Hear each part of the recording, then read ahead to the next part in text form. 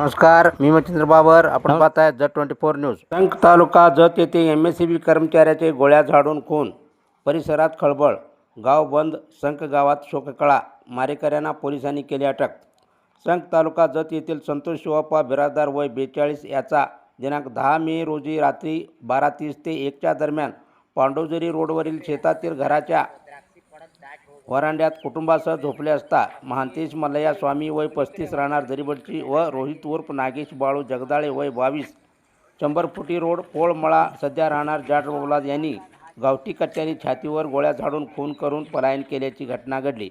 घटनेची माहिती मिळताच उमदीचे पोलीस घटनास्थळी दाखल होऊन गतीने तपास करत मारेकऱ्यांना अटक केली. मारेकऱ्यांनी खुनाची कबुली दिली असून खुनाचे कारण अद्याप स्पष्ट झाले नाही. याबाबत मयत संतोष बिराजदार यांची मुलगी स्रवंती बिराजदार हिने फिर्याद दिली आहे. दरम्यान आज घटनेची माहिती संक गावात वाऱ्यासारखी पसरताच गावात शोककळा पसरून गाव बंद ठेवण्यात आले.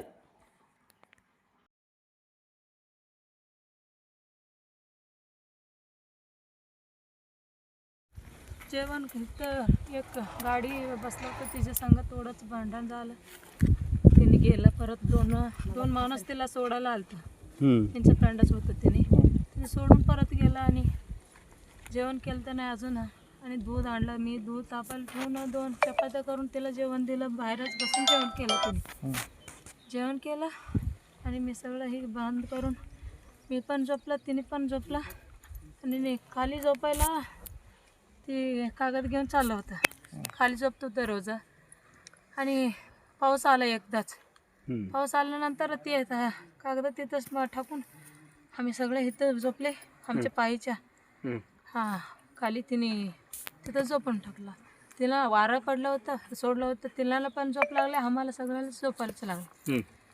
एकदाच कवा किती टाईम झाले कुणास ठाऊक, 1 तास 2 झाली असेल का.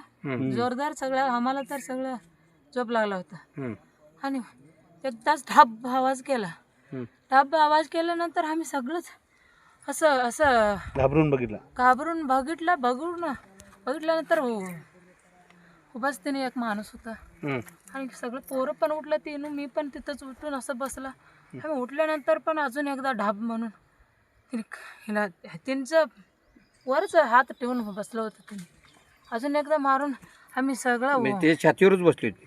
वाट असं वाकून असंच ढाब केल्यानंतर तसंच बसलं होतं. तिने उभा राहिलं होतं. आणि आम्ही सगळं वरडाला तिने पळूनच गेला. पळून तिथं आले आम्ही सगळं 3 पोरं आणि मी वारडा लागला. हिनं इथं येऊन कोण वहिनी म्हणून हिनाला बोलवला इथं कोण पण.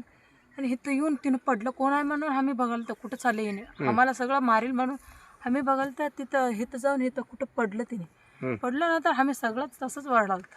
आणि सगळं हिने आलं 3 पण थवर तिने पुढं पळून गेलीच. ओळखताय कोण आहे?